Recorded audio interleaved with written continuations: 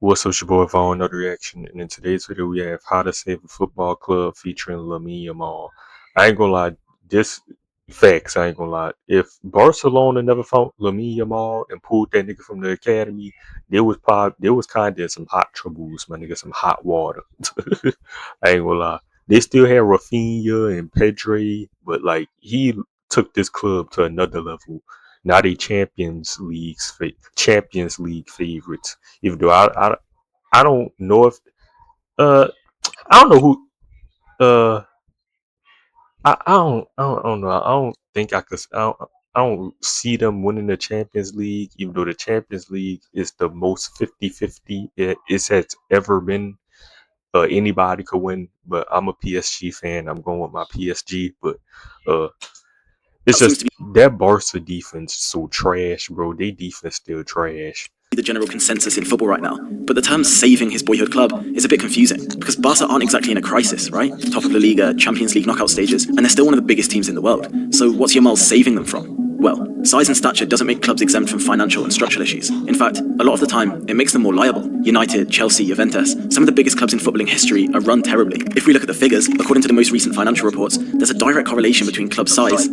But Saudi Arabia, them Arabs, bro, buy one of them Serie A clubs, buy Juventus or some game.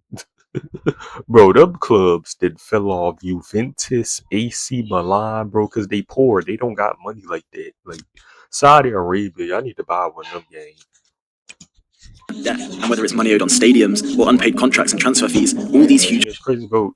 Juventus, they won Champions Leagues in the 90s, AC Milans, like clubs owe ridiculous amounts of money. And amongst the biggest in Europe, Barcelona are actually the club with the most debt finances at 2.1 billion euros. The only one that made it to the Champions League final 2 times is Inter Milan. They After declaring bankruptcy in 2021, Barca had to be bailed out by the American firm Goldman Sachs with a €500 million loan to stop the club from going under. But even with this loan, poor financial decisions were made, mostly in the transfer market. Dembele, Coutinho and Griezmann cost the Spanish club more than $350 million, all without making much of an impact. And Barcelona have only just finished paying out the wages for their 2020 squad members. The deeper you go, the worse it gets. The club is a mess. And despite all their debt, they still kept investing into stadium renovation and their youth facilities. And while this sounds like yet another terrible decision, it might just be the one thing that saves them. Because only a miracle can take Barcelona out of this financial crisis. But if any academy in the world was going to produce one, it would be La Masia. At just 18 years old, we can already tell that Lamine Yamal is one of a kind. A left-footed, playmaking right winger, straight from La Masia that instantly makes us think of Messi. His flair... He's the best player in the world, my nigga. He's just like Messi. Like, he's one of them players you could tell he was just born to play football. Like, the ball, like, glued to this man's foot. Like, and yeah, he get pocketed sometimes. He get locked up sometimes, like Nuno Mendes locked him up because he kind of like skinny, you know what I'm saying? He kind of small, skinny dude. Dribbling and play style reminds us of Neymar. He's already won a plethora of trophies and is one of the most he kind of got to get more physical and bigger. But enjoyable players to watch. I see Spain, bro. A lot of people ain't talking about, bro. I see Spain washing this World Cup. Like, I got Spain winning the World Cup easily. I don't think no team come close to Spain, bro. They stacked, bro. Play football, not just now, but ever. You already know that nigga Nico Williams about to pop up in the World Cup, come out of nowhere, like Lamine Yamal, bro. I mean, his family even won a UNICEF raffle to meet the Barca players where he was pictured with Messi when he was just a baby. You literally couldn't make this up. Bro, that Spain team, too technical, too gifted, bro.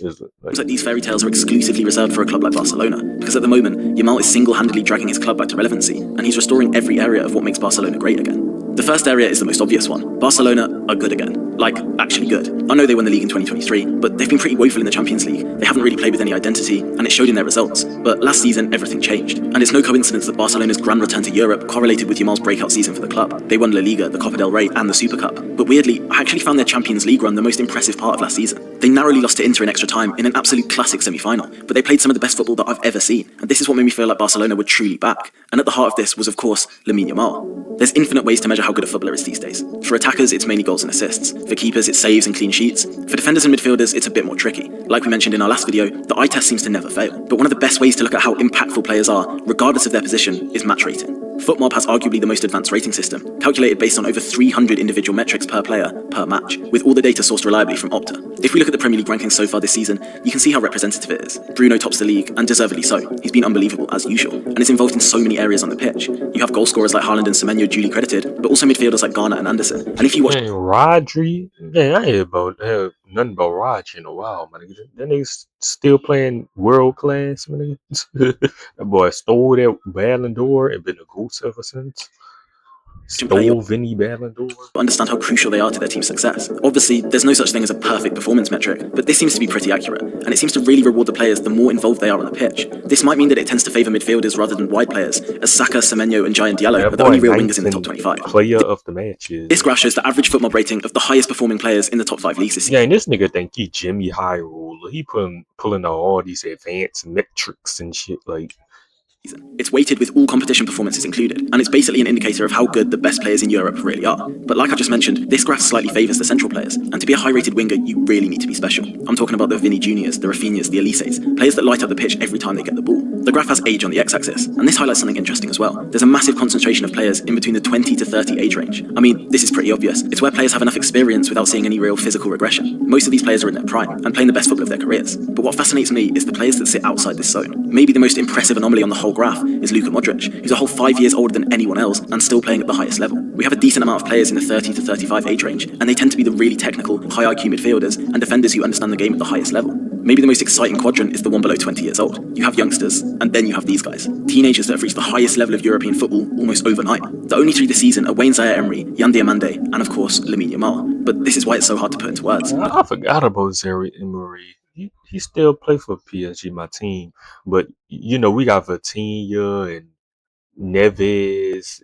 We got so many midfielders. I'm pretty sure he's on the bench now. Because as well as being the young...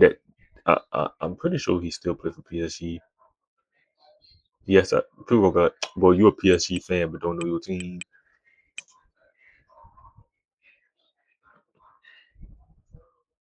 Yeah, he still play for PSG. Damn it, the boy only played one match. Yeah. Player on the whole graph, Yamal's also the highest rated. In fact, the only players that are playing on his level this season are Kane and Mbappe, two legendary players that have been dominating for over a decade. The teenager is playing at their level already, and this was supposed to be a... Who is the Ballon d'Or favorite this year? Like, nobody talking about Ballon d'Or. Who is the Ballon d'Or favorite? Is it Mbappe? Is it Dembele again? Like, who? Like, nobody talking about Ballon d'Or. That favoured midfielders. It just doesn't make sense. But I think the best... Kane?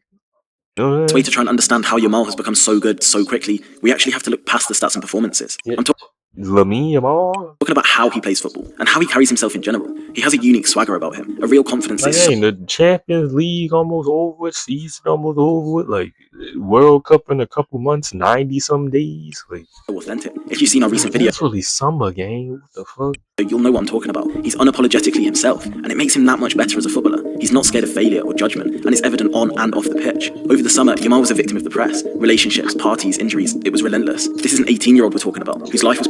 Oh, bro. I forgot I had this video sped up, gang.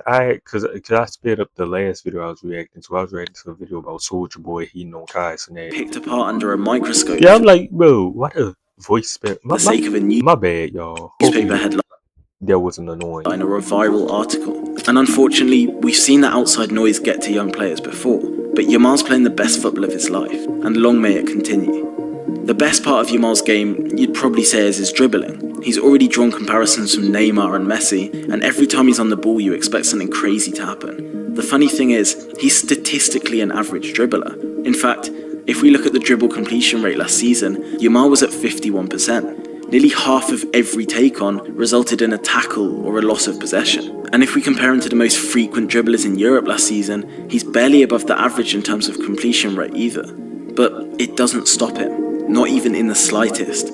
I mean, just look how far ahead he is in terms of dribbles completed. And when you watch him play, it's pretty clear that he's one of, if not the best dribblers in the world right now. Football is a sport of moments, and when you're as dangerous as Yamal on the ball, only one run needs to be successful to win a game. And this persistent, confident mentality in his own game radiates off him and makes him such an enjoyable player to watch and follow. That's why it's no surprise that Yamal's quickly become one of the most popular footballers in the world. The subtle arrogance, the cheeky remarks, the unique hairstyles, Yamal's like every teenager, and he doesn't try to mask that to satisfy the pressures of the public and the press. We want to see players that are truly themselves, and Yamal appeals to so many people because he's a bit of a rebel. But when you can back it up on the pitch like he can, it creates a hype and a buzz that I haven't felt since watching a young Mbappe or Neymar. Playing with that personality is what really makes him stand out. And I don't know if I'm explaining it well, but if you watch him, you'll just get what I mean. In this day and age, with meticulous coaching and tactics, and a huge shift towards set pieces in defensive games, Yamal, and Barcelona as a byproduct, are a massive breath of fresh air. Even myself, an English football fan who follows the Prem and the Championship religiously, tends to keep up with La Liga just because of Yamal. I'll watch all the Barcelona highlights, I'll keep up with the title race, I'll pay extra attention in the Champions League. It really feels like we're watching a once-in-a-lifetime player. And even countries outside of Spain can't help but tune in. Just look at the views that Yamal brings in on Sky Sports, or the headlines he makes in L'Equipe, or the shirts he sells in South America. In fact, Yamal was the highest selling football shirt in the world in 2025. That's more than Messi, Ronaldo, Mbappe, Vinicius, Lewandowski. The global pull is ridiculous. He's genuinely the most influential footballer in the world right now, and this is arguably just as important to Barcelona than how he does on the pitch. I remember getting a Messi UNICEF shirt during the 2010 season, and it connected me with Barcelona from a young age. And this effect will be had on millions of kids all across the world right now. He's not just made Barca relevant again, he's made them the most exciting team to support right now, and this is incredibly important for the club, now more than ever. Because shirt sales aren't the only way that Yamal's saving Barcelona's finances. Club success in league and cup competitions are massive as well. As we said before, Yamal was the highest rated player in La Liga last season, and was arguably the most important factor in Barca winning the league. But just edging Madrid out to the title earned Barcelona an extra $6 million in prize money. But their Champions League run is where the big bucks really started to come in. Each stage of the competition rewards clubs with more and more money as they progress. For each win, teams receive 1.8 million, and for a top 8 finish in the group stages, Barca were paid a 1.7 million bonus. They got 9.5 million for reaching the round of 16, 10.8 million for reaching the quarterfinals, and another 12.9 million for the semis. This isn't quite enough to repay Goldman Sachs all at once, but for one good run in the Champions League, where they didn't even make the final, it's more than significant. Of course, this isn't solely down to Yamal. Their whole team, Rafinha especially, were immense in the competition, but there's no doubt that the teenager played a huge part, and he was head and shoulders above everyone else on the pitch in their two-legged tie against Inter. Another additional source of Barcelona's income comes from La Liga at the end of each season. The Spanish league pays revenue percentages to the clubs that attract the most fans, whether it be through TV streams or match tickets. Essentially, it's a way of rewarding Real Madrid and Barca for keeping La Liga so relevant, but it's increasing as Yamal brings even more hype and buzz to the Spanish league. In fact, a lot of the ways that Yamal helps funnel money into the club aren't really measurable. There's so many hidden factors that we don't see. All the marketing, followers, views, highlights, brand deals, even general tourism in Barcelona as a city. We'll never be able to quantify the true impact, but Deloitte reports that Barcelona have the second highest revenue in world football right now, and it's clearly increased since Yamal's breakout season just a few years ago. But the craziest thing about all of this is that Barcelona got Yamal for free. Well, not completely for free, because every player costs something, but it might as well have been nothing. Yamal was in La Masia Academy from the age of 7, where he grew and developed as a footballer and eventually made his senior debut at just 15. Reports from La Masia state that the academy cost around 5 to 10 million a year to operate. So even if we take the upper limit and multiply it by the years that Yamal's been in the academy, we're looking at a cost of about 80 million euros. And obviously Yamal wasn't the only player in the academy, but even if he was, 80 million for a player like him is a bargain. Since 2024, however, Barcelona have made 50 million euros in sales from La Masia players alone, so the academy actually operates in a profit most of the time. Remember when I said investing in their youth system with the loan despite all the debt they had might be the thing that saves them? This is why. Because having a strong academy is obviously good for finances, whether it's selling prospects on for profits or developing superstars like Yamal without a transfer. Well, this nigga Lamine Yamal got 40 million Instagram followers, gang. How many speed got? 46 million, bro. That shit crazy, bro. But it brings so much more than just financial efficiency. Say Barcelona didn't have Yamal, but wanted to sign a player like him. Firstly, there isn't really a player like him on the transfer market right now. But secondly, even if there was, you'd probably spend about £200 million for him, with no guarantee that he's going to be the same player as the one that would have come through at La Masia. This would be a massive risk for any club, especially one with as much debt as Barcelona. The player could get injured, not live up to their potential, not fit in with the club system. There's so many things that could go wrong, as we've seen with so many transfers over 100 million in the past. But Barca eliminate all the financial risk by developing him straight from the academy. And I don't think the value of this can be understated, because there's another side to coming from the academy that isn't necessarily obvious when looking from a financial point of view, and it's loyalty. If Barca did buy a £200 million youngster, there's no guarantee that he'd feel any sort of affinity towards the club. It could simply just be the next move in the player's career, and 2 years down the line they've gone to the club that they've always wanted to play for. But when you bring players through La Masia Academy, they bleed red and blue. They want to play for Barca more than anything, being developed in such a prestigious... Why don't Real Madrid? Who do Real Madrid develop? Real Madrid don't develop nobody, but these niggas Barca, bro. These niggas be like developing academy God. brings loyalty, brings pride, and a real authenticity that money can't buy. And Yamal stated himself that he wants to stay at the club forever. So as long as they play their cards right, Barcelona have a superstar for life. I guess the other best player in the world right now is a perfect point of comparison. And I'm really not trying to put Mbappe in any sort of negative light. He's genuinely one of my favourite footballers ever. But he just feels a bit disconnected from his club at the moment. And the same goes for a lot of Real Madrid players. It doesn't always seem like they're playing with the club's best interests at heart. I mean, this season Mbappe's been nursing his knee injury to make sure he's healthy for the World Cup with France, where we can clearly tell he plays with complete freedom and fluidity. On the flip side, Barcelona were frustrated when Spain overplayed Yamal during his injury because they wanted his best self reserved for the club. This loyalty and family feeling at Barcelona is what makes everything so special. Man, And Barcelona's make it so hard. Niggas gotta play in the Champions League and the World Cup in a couple months. Like, god damn. identity always has and always will come from La Masia. It's almost like the passion players have playing for their home nation, and this loyalty will shine brighter than anything else in the highest pressure situations, like we saw in countless games in cup competitions last season. The La Masia DNA is real, but how do Barcelona keep making this happen? I mean, Real Madrid's academy isn't that bad, for example, but it doesn't come close to Barca. Yeah, it ain't that bad. In fact, all of their best first-team players right now were bought elsewhere. Vinicius, Bellingham, Mbappe. Not only this, but most of them were already proven superstars before they came to Madrid. Yet Barcelona have managed to produce a once-in-a-lifetime right winger, not just once, but twice in the last 20 years, along with a host of generational talent. Even players like Pedri, who weren't actually from La Masia, were scouted early into their career and spent so much time developing at the club. It's just built within the roots, and it provides an important message for any club, or person for that matter, trying to be successful in football or life. Since Johan Cruyff revolutionised the academy, Barcelona's identity was to trust La Masia. Every age group played with the same style of football. Players as young as 15 would train and play with the men's team. The club's focus has always been on the youth. So it's actually no surprise that they keep reaping the rewards of generational youngsters in the modern era of football. And while a lot of clubs have strong academies, like Benfica, Ajax, Sporting, I don't think any of them can really rival Barcelona. But then you have clubs that build their squads with pure purchasing power and name hunting. Real Madrid, PSG, Man City, they obviously have some academy prospects, but the majority of their dominance comes from building super teams to dominate their competition. The thing is, this works. Arguably better than any other method of running a football club.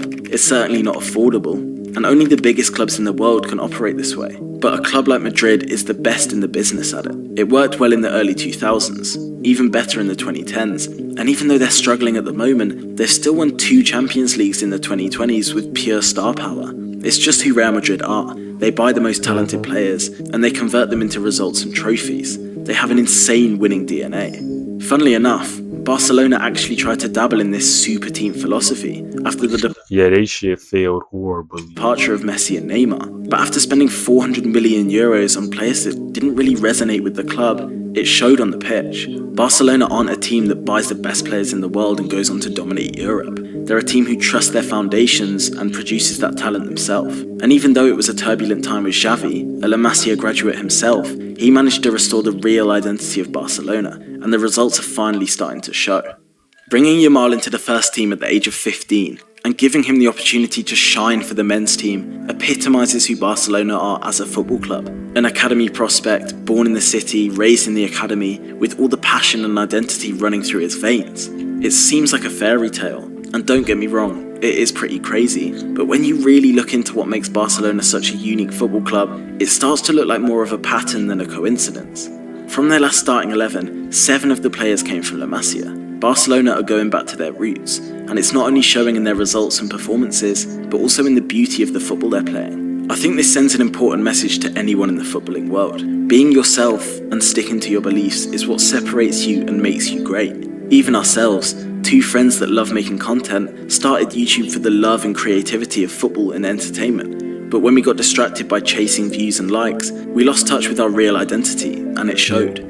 Shifting back to making videos that we love has made it so much more enjoyable, and if you trust the process, the results will come. It's so important, now more than ever, to be like Barcelona, and to be yourself. And in their case, they've struck gold yet again, and will undoubtedly reap the rewards for many, many years to come.